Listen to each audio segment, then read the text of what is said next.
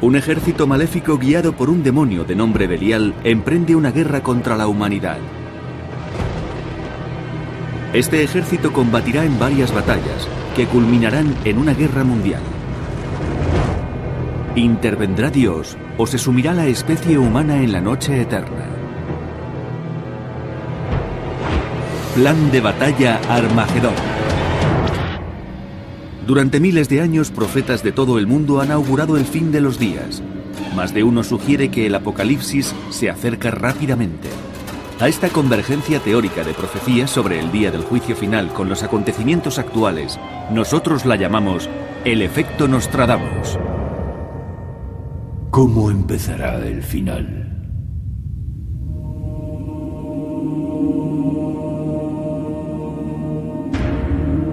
...1947, desierto de Judea. En una escarpadura que se alza cerca del Mar Muerto, un pastor nómada descubre una caverna donde halla un manuscrito. Contiene crípticas referencias como Ejército de Belial o Rey de Kitim. Será una alusión a las dos fuerzas, la luz y la oscuridad, que se enfrentarán en una cruenta batalla, desencadenando la Tercera Guerra Mundial y posiblemente el fin de la humanidad.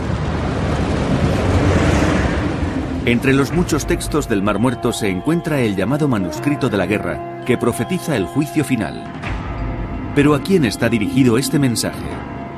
El manuscrito de hace unos 2000 años fue abandonado durante un conflicto que hizo tambalearse al judaísmo y arruinó el reconstruido templo de Salomón. El manuscrito de la guerra es la única versión de primera mano legada por un grupo de judíos místicos que decía saber cómo sería la última gran guerra. Su propósito con este relato era dar a conocer un acontecimiento profético, algo que ocurriría en el futuro. Por eso hay quien lee el manuscrito de la guerra y piensa, puede que esto nos enseñe algo. Si somos capaces de relacionar las diferentes etapas de la batalla con acontecimientos contemporáneos, tal vez podamos encontrar la clave para desvelar estos misterios. ¿Seremos los humanos de la actualidad los destinatarios de la advertencia contenida en el manuscrito de la guerra? ¿Veremos el fin del mundo como lo describe con escalofriantes detalles este documento de hace 2000 años?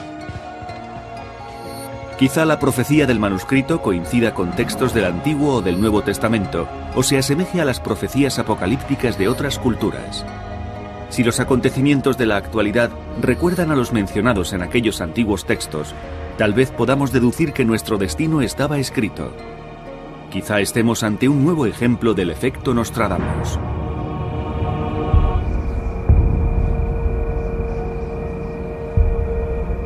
Para investigar la posible relación del manuscrito de la guerra con los acontecimientos de la actualidad, hay que remontarse a los orígenes de los textos del Mar Muerto y preguntarse por su hallazgo en el desierto de Judea.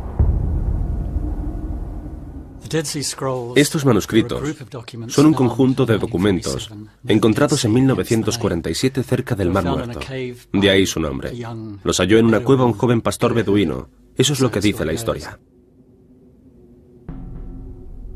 Los rollos componen una colección de textos manuscritos que tardaron unos 200 años en ser redactados. Contienen fragmentos de la Biblia hebrea o Antiguo Testamento. Los arqueólogos descubrieron otras 10 cuevas cercanas que guardaban casi 900 documentos escritos en pieles de animales y papiros, todos ellos sellados en vasijas. La importancia de estos textos radica en que suponen una aproximación a las fuentes originales de la Biblia hebrea. Cuando estudiamos, por ejemplo, los orígenes del cristianismo, tratamos con traducciones de los evangelios, con textos manipulados. No contamos con una versión noble de la historia, sino con una interpretación. Los manuscritos del Mar Muerto proceden directamente de la fuente creadora, de quienes los escribieron, y por eso nos ofrecen un vínculo directo con sus creencias y, en cierto modo, con su historia. Escritos quizá entre el año 170 a.C. y el 68 después de Cristo, se cree que los rollos son el legado de una secta judía asentada cerca de Qumran, una meseta del desierto de Judea a orillas del Mar Muerto, 20 kilómetros al este de Jerusalén. Es la secta de los esenios.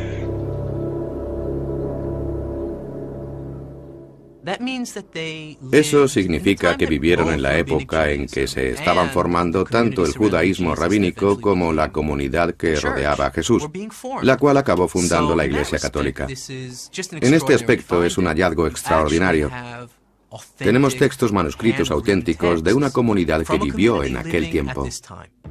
Por tanto, según algunos expertos, la autoría de los textos corresponde a los esenios, pero ¿quiénes eran? Se trataba de un grupo judío separatista que evitaba mezclarse con el resto de la sociedad para mantener su pureza religiosa. Hacían esto porque despreciaban la moralidad que imperaba en su época. Creían que la humanidad se había apartado de los preceptos de Dios. Los esenios creían que el pueblo judío había despreciado a Dios, pues no vivía de acuerdo con las Escrituras y era demasiado secular y humanista, y por eso Dios había permitido que invasores como los romanos conquistasen su patria.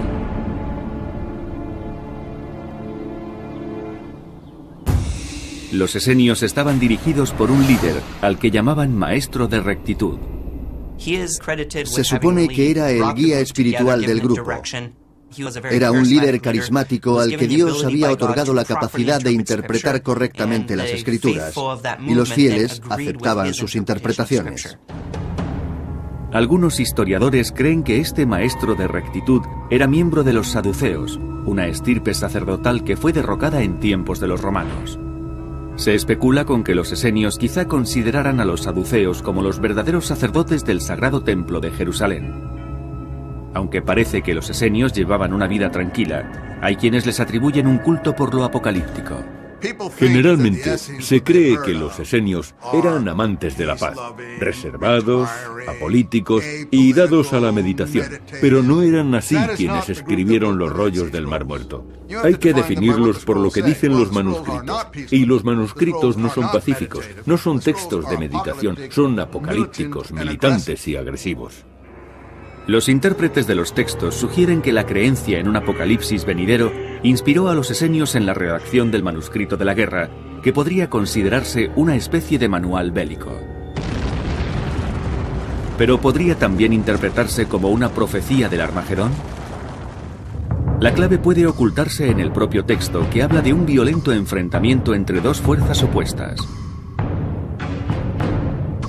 El documento comienza con estas palabras: El primer ataque de los hijos de la luz será dirigido contra las fuerzas de los hijos de las tinieblas. Parece ser que los esenios se referían a sí mismos cuando hablaban de los hijos de la luz. Se llamaban a sí mismos la comunidad del pacto renovado. Los hijos de la luz serían todos aquellos que respetasen y aplicasen la sabiduría de las Escrituras. También hay quienes encuentran paralelismos entre los esenios y ciertos devotos de la fe judía de nuestros días. Tradicionalmente los judíos se han considerado a sí mismos colectivamente como el pueblo que representa la luz espiritual. Pero el manuscrito también habla de un bando siniestro, los hijos de las tinieblas, que combatirán contra los hijos de la luz. ¿Serán las fuerzas del mal que han vuelto la espalda a Dios? Refiriéndose a los hijos de las tinieblas, el texto dice: Apoyándoles están aquellos que han violado el pacto. Entre los hijos de las tinieblas, según dice el manuscrito de la guerra, también están los violadores del pacto. Y esta terminología nos revela un aspecto muy interesante de esta visión apocalíptica de la que hablamos, y es que si hay enemigos exteriores, también los hay interiores. Para entender quiénes serían los hijos de las tinieblas, pensemos que para los esenios, los violadores del pacto eran las gentes que se habían apartado de Dios, aunque se autoproclamaran religiosas. Los esenios identificaban a los hijos de las tinieblas con el pueblo judío, que había rechazado la estricta práctica judaica conocida como ley levítica, y con aquellos que carecían de normas morales. Según el autor del manuscrito de la guerra, los hijos de las tinieblas son traidores a su fe. Fijándonos en el manuscrito de la guerra, ¿Podremos identificar a los hijos de las tinieblas y a los hijos de la luz en el mundo contemporáneo? La historia podría aportar una pista. En el año 37 a.C., tras cientos de años de dominación persa y griega, Jerusalén se vio de nuevo ocupada, esta vez por los romanos. Hay un nuevo enemigo contra el que reaccionar, Roma, que coloca en el trono de Judea a hombres como Herodes el Grande, que no es judío, y por ello ofende el sentimiento judío, y también a aquellos que se adhieren al manuscrito de la guerra. Las personas que escribieron estos textos odiaban a los romanos, odiaban ser dominados por una fuerza invasora. Los romanos eran para ellos mandatarios paganos que incluso exigían sacrificios en honor del emperador en el templo judío. También exigían el pago de tributo a Roma. Tenían además otras muchas prácticas que los judíos, fieles a su ley, consideraban sucias e inmorales.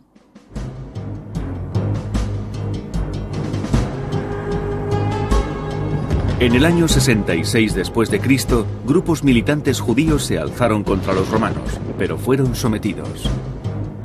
4 años más tarde, su recinto sagrado, el reconstruido templo de Salomón, fue derribado.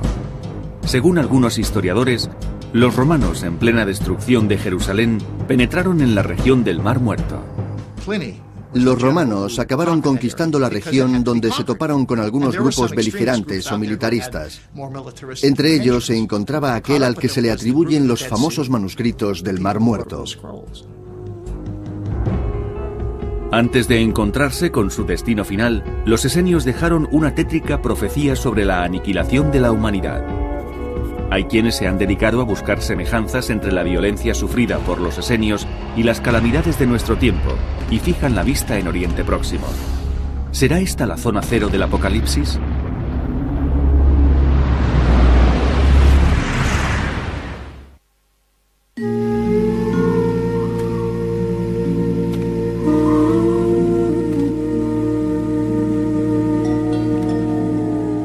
Los manuscritos del Mar Muerto constituyen uno de los hallazgos arqueológicos más importantes del siglo XX. En uno de esos antiguos textos se profetiza una última batalla entre el bien y el mal, entre la luz y las tinieblas. Es el manuscrito de la guerra. ¿Podría tratarse de un augurio de la Tercera Guerra Mundial? Lo que recoge el manuscrito es la realidad que ellos esperaban. Si creemos en el texto, dada su relación con el Antiguo Testamento, entonces quizá también debamos creer que se cumplirá. Según ciertos expertos, estos rollos, 900 en total, describen la época de violencia que los esenios vivieron bajo la dominación romana. Los historiadores señalan que las legiones romanas solían actuar motivadas por su propia codicia y por la de sus gobernantes en Roma. La codicia es hoy también el motor de infinidad de actos. El poderoso desea dinero. La razón última de conseguir dinero es acceder al poder. Poder y dinero van siempre de la mano, y junto a ellos los hijos de las tinieblas. Del manuscrito de la guerra se deduce que sus autores, los esenios, repudiaban a los codiciosos y como tales calificaban a los hijos de las tinieblas. Porque son una congregación de malvados. Su fuerza es como el humo que se disipa. Toda criatura codiciosa se marchitará rápidamente como una flor en tiempo de cosecha. El manuscrito de la guerra sugiere que los hijos de las tinieblas, enemigos de la gente de bien, carecen de reglas morales y se guían por la codicia. Según el texto, el líder inmoral y codicioso del ejército del mal tiene un nombre: Belial. Maldito sea Belial por sus pérfidas intenciones, y maldito por su censurable imperio. Y maldito el espíritu de sus huestes por sus malvados propósitos. El manuscrito de la guerra habla de los hijos de las tinieblas, que son aquellos que siguen a una figura celestial, cuyo nombre es Belial, otro de los nombres de Satán. Belial significa diablo. En el cristianismo, el judaísmo y el islam hay varios términos recurrentes, entre ellos Satán y Belial. Belial es una contracción de dos palabras hebreas, Beli y Yaal. Beli-Yaal, que nosotros pronunciamos Belial. Beli significa desperdiciar o agotar algo, es decir, tomarlo, absorberlo, gastarlo, consumirlo. Yaal significa beneficio. ¿Es esta otra relación directa entre la vida de la antigüedad y la vida actual? Aquellos que están implicados en la manipulación del dinero, aquellos que abusan de los demás, políticos corruptos, grandes financieros que se aprovechan de los pobres para enriquecerse, todos ellos pueden ser legítimamente clasificados como hijos de las tinieblas, pues infringen la ley de Dios, tratan de enriquecerse a costa de los demás.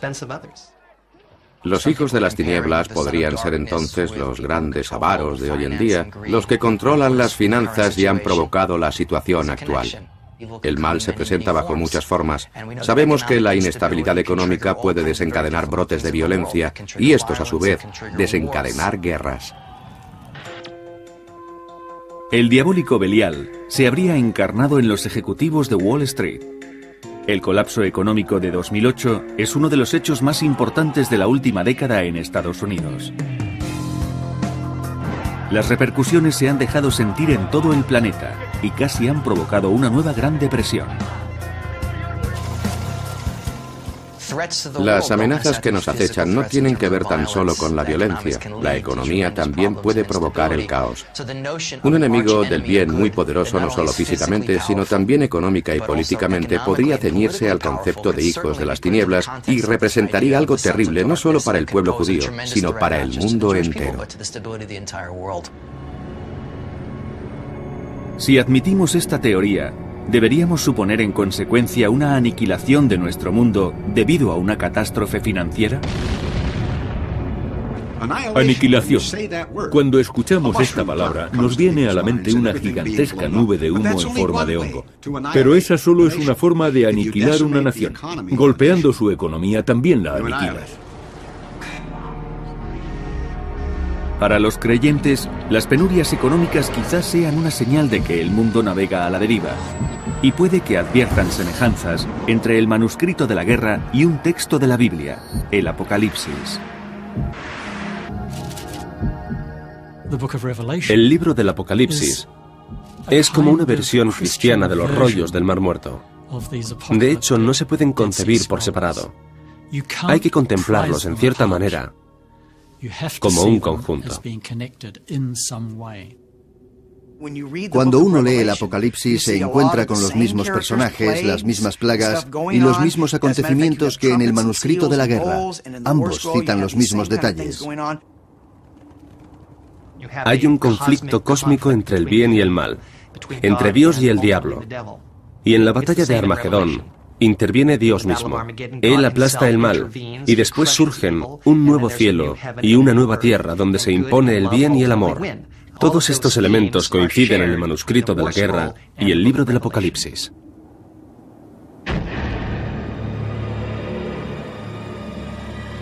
Algunos eruditos también encuentran coincidencias entre el manuscrito de la guerra y las profecías del juicio final, descritas en la Biblia hebrea o Antiguo Testamento. Hay secciones del libro de Daniel y del libro de Zacarías que hablan de batallas. En concreto, en el libro de Daniel se dice que en los últimos días el arcángel Miguel se unirá a Israel y combatirá a sus enemigos. Esta misma idea se repite en el manuscrito de la guerra, donde se cuenta que los ángeles combatirán en una batalla celestial unidos a los hijos de la luz.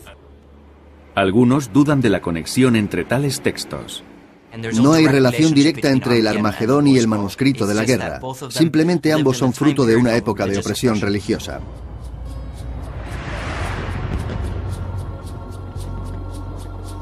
No obstante, si las profecías de la Biblia hebrea, del Apocalipsis y del manuscrito de la guerra coinciden y todas predicen sucesos similares, ¿es por pura coincidencia o hay algo más?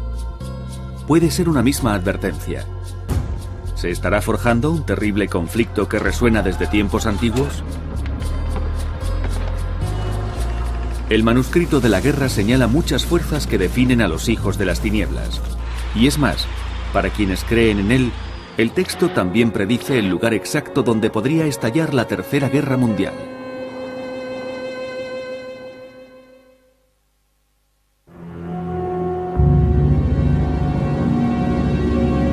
El manuscrito de la guerra.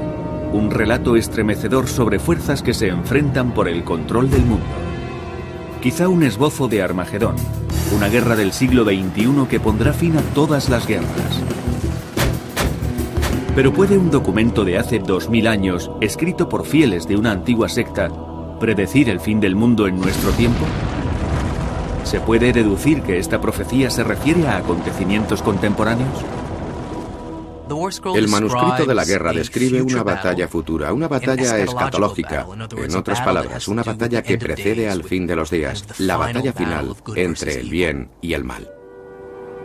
Sus defensores dicen que el texto del manuscrito de la guerra habla explícitamente de los lugares de procedencia del enemigo y lo consideran una advertencia. Lucharán contra Mesopotamia, lucharán contra los hijos de Asiria y Persia. Estas tierras están hoy habitadas por gentes entre las cuales muchos son hostiles a las creencias religiosas de los antiguos esenios y de sus homólogos actuales, y los conflictos religiosos siguen presentes en toda la región. Mesopotamia es un término general que se usa para referirse a la región que hoy queda al este de Jerusalén. La compondrían los países situados al este de Israel. Por supuesto, Asiria es Irak y Persia es el actual Irán. Como sabemos, esos países han estado y están implicados en acontecimientos de relevancia en la historia del mundo moderno.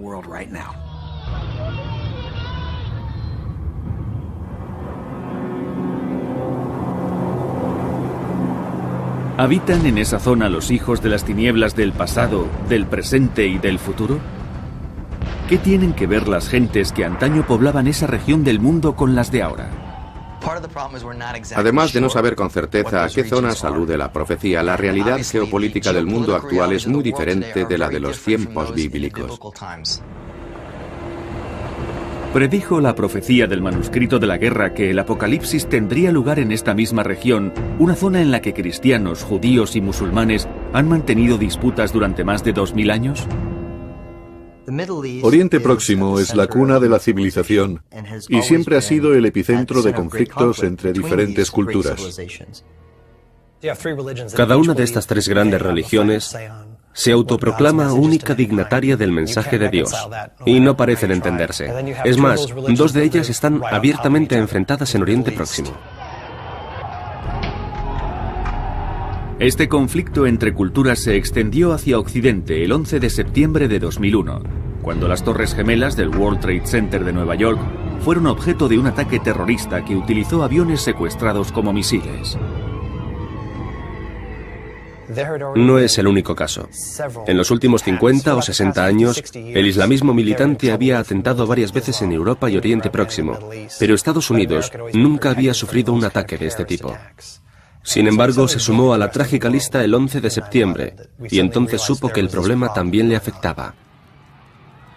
Ningún país había experimentado nada semejante al 11S, ni siquiera Israel, que llevaba sufriendo el terrorismo desde su nacimiento. Nunca se habían dado 3000 víctimas en un solo atentado, el cual además destruyó unos edificios simbólicos y causó cuantiosos daños.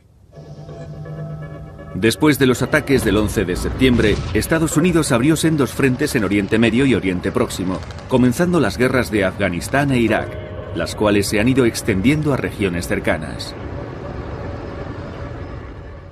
Hay varios conflictos desarrollándose simultáneamente en Oriente Medio y Oriente Próximo. Varios frentes abiertos en busca de poder y control sobre la zona. La antigua confrontación entre Irán e Irak ha acabado con Irán convertido en una superpotencia en la región. Eso podría provocar un desequilibrio de fuerzas en la misma y quizá desembocar en una carrera armamentística a nivel internacional. Irán, asentado sobre la antigua Persia del manuscrito de la guerra, ha sido el epicentro de numerosos conflictos en el Golfo Pérsico. Tiene un gobierno ultraconservador y activamente hostil hacia el Estado de Israel. Irán desempeña hoy un papel muy significativo en Oriente Próximo y la perspectiva de que pudiera desarrollar armas nucleares pone a otros países árabes en una situación comprometida. Quienes creen en la profecía sugieren que no es una mera coincidencia que los territorios mencionados en el manuscrito de la guerra, Asiria, Persia y más ampliamente Mesopotamia, sean hoy centro de conflictos. Los mismos devotos de la profecía que deducen tales coincidencias también ven signos evidentes de que Satán ronda por el tumultuoso Oriente Próximo.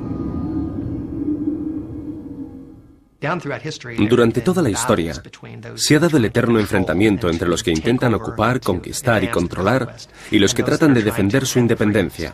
Y parece claro que ese conflicto perdura. Para otros, el conflicto religioso, en particular en Tierra Santa, es un aspecto desalentador pero típico de la condición humana.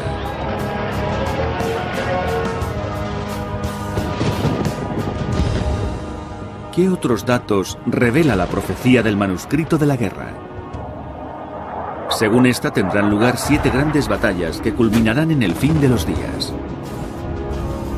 Entre quienes lo han analizado, algunos afirman que 6 de estas batallas ya se han producido, preparando el escenario para el último conflicto del bien contra el mal.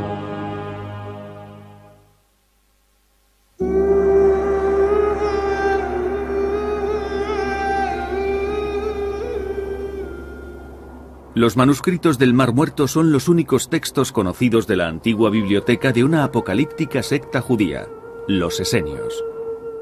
Uno en particular, el manuscrito de la guerra, es considerado por los expertos como una versión de Armagedón. Algunos creen incluso que su mensaje puede relacionarse con acontecimientos actuales. Este manuscrito forma parte de una perspectiva más amplia sobre el Apocalipsis, dentro de la visión de los antiguos judíos sobre el desarrollo de la historia, y en la que se apoya el cristianismo. La clave es la cronología. Los esenios parecían convencidos de que vivirían para el Apocalipsis. Pero la creencia judía comúnmente aceptada hablaba de un periodo de 6000 años entre Adán, el primer hombre, y el advenimiento de un Mesías y el Armagedón. Por entonces, la mayoría de los judíos pensaban que discurrirían tan solo 4000 años hasta el Armagedón. ¿Manejaban los esenios una cronología diferente, elaborada tal vez por uno de sus maestros?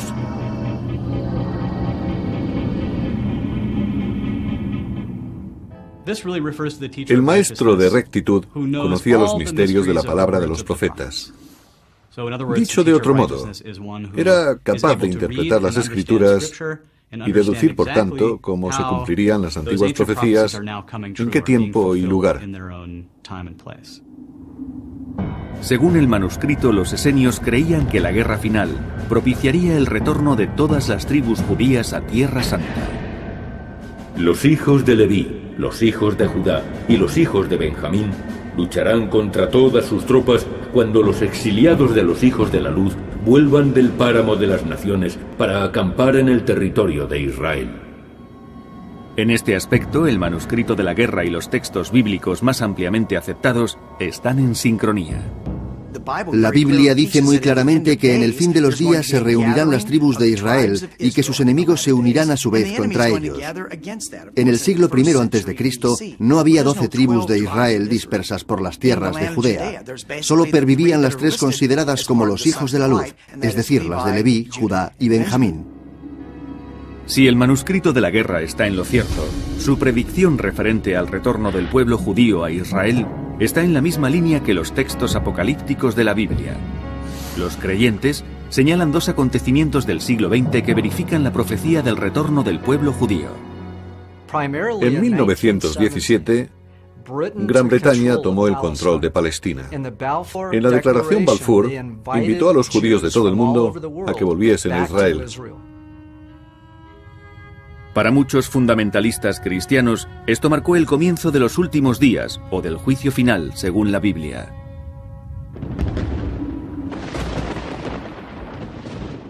Hay miembros de la sociedad israelí que conservan esa antigua visión apocalíptica, y muchos fundamentalistas y miembros de la Iglesia evangélica de nuestro tiempo que conviven con nosotros, tienen una perspectiva similar y ven la fundación del Estado de Israel como un primer paso hacia el Apocalipsis. El 14 de mayo de 1948 quedó establecido el Estado de Israel, pero sus vecinos árabes no lo reconocieron. Egipto, Siria, Jordania, Líbano e Irak, todos al unísono, atacaron al día siguiente, empezando una sangrienta guerra que se prolongaría durante un año y sería la primera entre otras. Los árabes consideraron que la creación de un Estado judío era injusta y que este no debería existir en la región. Y emprendieron la guerra para tratar de evitarlo, para estrangularlo desde su nacimiento. Pero Israel se impuso.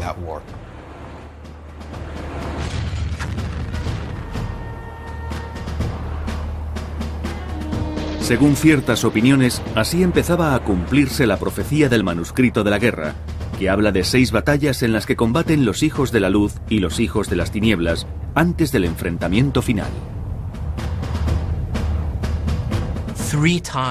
Los hijos de la luz triunfan en 3 ocasiones, pero no definitivamente. Son victorias momentáneas. En otras 3 ocasiones vencen los hijos de las tinieblas, pero tampoco logran la victoria definitiva. La guerra árabe-israelí de 1948 podría haber sido la primera de esas batallas. Los que creen en esta teoría indican que en el manuscrito de la guerra se predicen otras 4 guerras entre árabes e israelíes. Pero ¿y los antiguos esenios? Según parece, la antigua secta consideró su propia desaparición como la primera batalla entre la luz y las tinieblas. Está claro que quienes escribieron los rollos suponían que aquellos hechos podían cumplirse en un futuro próximo, pues eran perseguidos por los romanos. Los escépticos de la profecía sugieren que los esenios sencillamente predecían su propia caída y no la de futuras generaciones. Estos grupos apocalípticos instigaron a la rebelión contra Roma durante el siglo I después de Cristo, y efectivamente se inició una guerra terrible contra el imperio en el año 66. Los grupos apocalípticos, y entre ellos los esenios, fueron completamente aplastados. Los que no murieron huyeron a Egipto, donde fueron capturados y torturados hasta la muerte. Otros fueron llevados por los romanos a los circos de la costa de Palestina o incluso de Roma, donde murieron. Fueron completamente exterminados. Si aceptamos que 6 de las 7 batallas mencionadas en el manuscrito de la guerra quizá hayan ocurrido ya, ¿cuándo y contra quién podría tener lugar la batalla final?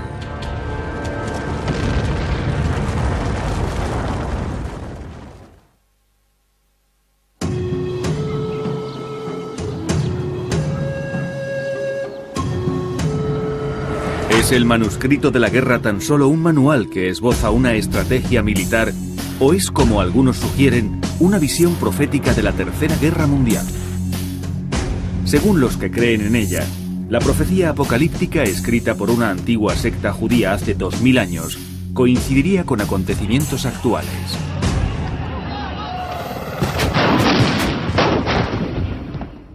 El supuesto final resultaría algo muy doloroso y nadie puede estar seguro de quiénes vivirían para verlo. La experiencia sería espeluznante. Curiosamente, podemos afirmar que los motivos que llevaron a aquellos hombres a escribir el manuscrito de la guerra son muy similares a los motivos de quienes hoy piensan que la batalla de Armagedón será inminente en Oriente Próximo. Y eso debe considerarse peligroso, porque nuestro sistema de creencias afecta a nuestro comportamiento. Y si creemos que algo es verdad, que algo va a ocurrir, hay posibilidades de que hagamos que de una u otra manera ocurra. Los autores del manuscrito de la guerra, los esenios, creían que en el futuro estallaría una guerra en la que los inmorales y quienes habían dado la espalda a Dios serían guiados por el demonio Belial. Algunas interpretaciones del mismo manuscrito señalan que los hijos de la luz y los hijos de las tinieblas no han dejado de combatir desde la época de Jesucristo. Pero algunos expertos se preguntan si se debe conceder relevancia al manuscrito. El propio texto es en sí mismo muy abierto. Tenemos unas personas que se consideran a sí mismas el lado correcto y que a su vez consideran a otras como enemigas de lo correcto. Lo que trato de decir es que cuando alguien interpreta el manuscrito de la guerra relacionándolo con la actualidad, habla en función de su propia ideología, aplicada a las palabras del manuscrito. Los que quieren atribuir literalidad al texto consideran a los actuales israelíes como los descendientes directos de los hijos de la luz, y señalan pasajes como este. En nombre del Dios de Israel ha sido invocada una espada contra todas las naciones, y él la empleará con dureza por los hombres santos de su pueblo. El pueblo judío se ha considerado siempre a sí mismo como el elegido para la salvación del mundo, el encargado de librarlo del mal y devolverlo al estado espiritual anterior a su corrupción, es decir, al paraíso terrenal. Al igual que los esenios, algunos practicantes actuales de la fe judaica interpretan la Biblia hebrea y sus leyes como divinas o transmitidas por Dios, especialmente en lo referente a la profecía sobre la llegada del Mesías.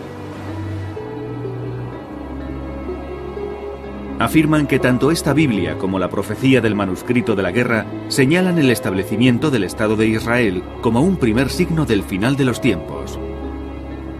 Pero además existe otra a la que conceden relevancia. En Israel existe actualmente una pequeña comunidad que está imbuida en un cierto fervor mesiánico y quiere restablecer el tercer templo, creyendo que eso es un paso en el proceso hacia la llegada del Mesías y el fin de los tiempos. Se trata de una cuestión polémica, pues en estos momentos, en su supuesto emplazamiento, hay una mezquita musulmana, lo cual complica las cosas. Hace 2500 años el templo de Salomón se alzaba sobre el lugar más sagrado de todo el judaísmo, el monte del templo en Jerusalén.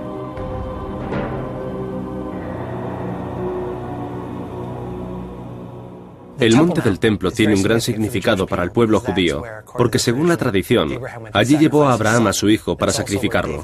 Allí también construiría David el primer templo en el cual se guardaba el Arca de la Alianza, único lugar donde el Espíritu de Dios reside sobre la tierra. Así pues, no habría un lugar más sagrado para los judíos que el monte del templo. Para los musulmanes, el monte del templo también es sagrado. Conocido por ellos como el noble santuario, es el tercer lugar más venerado del Islam. Según el Corán, el profeta Mahoma viajó a Jerusalén en el siglo VII después de Cristo y ascendió al cielo desde dicho monte. En ese lugar se encuentra hoy la mezquita de Al-Aqsa, así como la cúpula de la roca terminada el año 691 después de Cristo. Sin duda convergen allí multitud de intereses religiosos. Aunque el monte del templo está en territorio de Israel, este Estado ha cedido la autoridad legal sobre el lugar a los dignatarios religiosos musulmanes. Pero la posibilidad técnicamente está ahí. Israel podría decir en algún momento, queremos construir un templo. Dicha posibilidad es la que complica las cosas, pues hay muchos grupos presionando en uno y en otro sentido. Pero eso no es todo. Algunos fundamentalistas cristianos creen que la reconstrucción del Templo de Salomón adelantaría el regreso de Jesús, y también ellos presionan a favor de la construcción. Algunos miembros de la comunidad evangélica de Estados Unidos apoyan esa idea, coincidiendo en todo con el grupo judío mesiánico, excepto en lo que se refiere a la identidad del Mesías. Pero no es fácil que esto se produzca, porque en mi opinión, el significado de la palabra yihad se haría evidente si Israel intentara destruir los edificios del monte del templo. El mundo musulmán se levantaría en armas si la cúpula de la roca y la mezquita de Al-Aqsa fuesen destruidas para levantar un templo judío. Sería el Armagedón. La cúpula de la roca, la mezquita de Al-Aqsa y el antiguo templo de Salomón son nombres que suscitan gran pasión entre aquellos que consideran este lugar sacrosanto. Incluso los fanáticos del manuscrito de la guerra podrían incluirse entre quienes desean construir el tercer templo, lo cual, de acuerdo con sus creencias, desencadenaría la batalla entre los hijos de la luz y los hijos de las tinieblas. La gran mano de Dios vencerá a Belial y a todos los ángeles que domina. La maldad será aniquilada sin dejar rastro. No habrá supervivientes entre los hijos de las tinieblas. Los que han estudiado el manuscrito de la guerra afirman que hay cierta lógica en la posibilidad de que esta y otras profecías apocalípticas puedan coincidir. Alegan que Oriente Próximo sigue siendo una encrucijada de civilizaciones y el campo de batalla de Armagedón.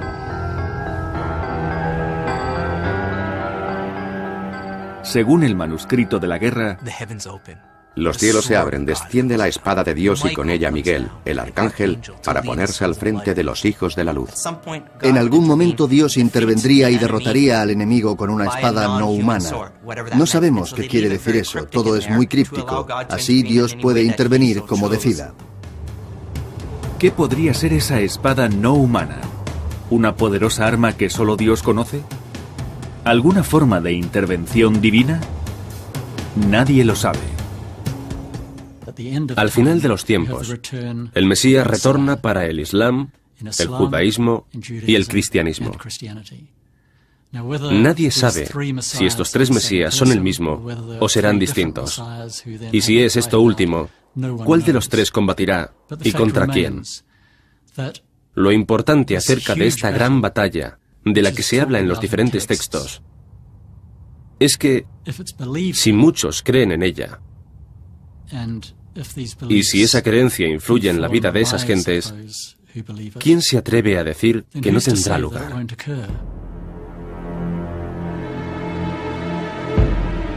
Por ahora, ignoramos si el futuro está escrito. Quizás se oculte en un pergamino curtido por 2000 años de desierto y olvido. La humanidad se debate ante su destino, un día más, o acaso el último. Nuestras respuestas quedan envueltas en el misterio del efecto Nostradamus.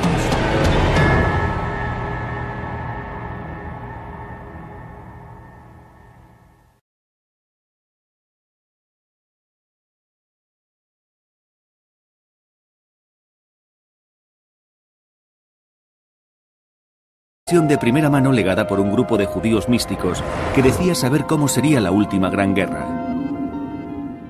Su propósito con este relato era dar a conocer un acontecimiento profético, algo que ocurriría en el futuro.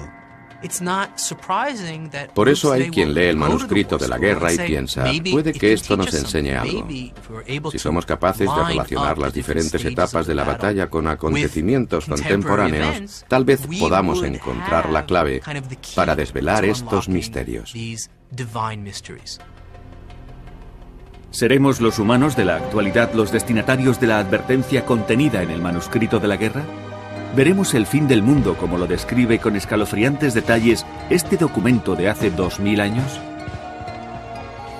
Quizá la profecía del manuscrito coincida con textos del Antiguo o del Nuevo Testamento, o se asemeje a las profecías apocalípticas de otras culturas.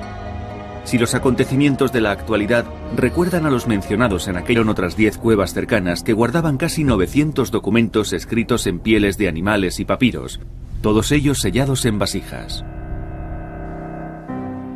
La importancia de estos textos radica en que suponen una aproximación a las fuentes originales de la Biblia hebrea. Cuando estudiamos, por ejemplo, los orígenes del cristianismo, tratamos con traducciones de los evangelios, con textos manipulados. No contamos con una versión noble de la historia, sino con una interpretación. Los manuscritos del Mar Muerto proceden directamente de la fuente creadora, de quienes los escribieron, y por eso nos ofrecen un vínculo directo con sus creencias y, en cierto modo, con su historia. Escritos quizá entre el año 170 a.C. y el 68 después de Cristo, se cree que los rollos son el legado de una secta judía asentada cerca de Qumran, una meseta del desierto de Judea a orillas del Mar Muerto, 20 kilómetros al este de Jerusalén.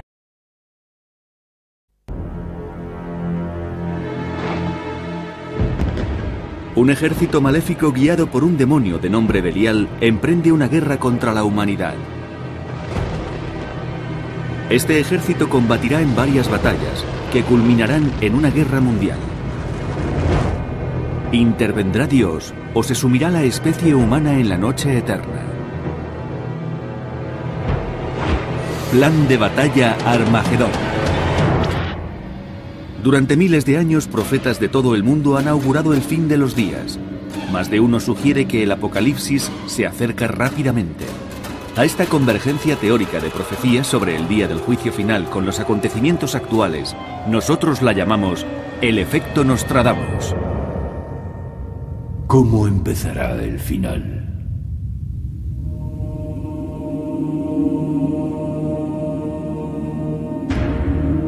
...1947, desierto de Judea. En una escarpadura que se alza cerca del Mar Muerto, un pastor nómada descubre una caverna donde halla un manuscrito. Contiene crípticas referencias como ejército de Belial o rey de Kitim. Será una alusión a las dos fuerzas, la luz y la oscuridad, que se enfrentarán en una cruenta batalla, desencadenando la Tercera Guerra Mundial y posiblemente el fin de la humanidad. Entre los muchos textos del Mar Muerto se encuentra el llamado manuscrito de la guerra, que profetiza el juicio final.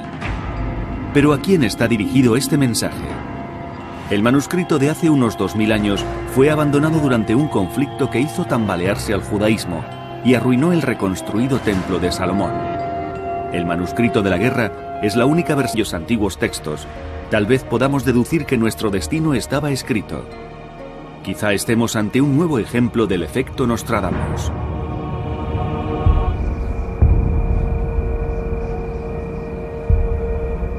Para investigar la posible relación del manuscrito de la guerra con los acontecimientos de la actualidad, hay que remontarse a los orígenes de los textos del Mar Muerto y preguntarse por su hallazgo en el desierto de Judea. Estos manuscritos son un conjunto de documentos encontrados en 1947 cerca del Mar Muerto. De ahí su nombre. Los halló en una cueva un joven pastor beduino. Eso es lo que dice la historia. Los rollos componen una colección de textos manuscritos que tardaron unos 200 años en ser redactados. Contienen fragmentos de la Biblia hebrea o Antiguo Testamento. Los arqueólogos descubrieron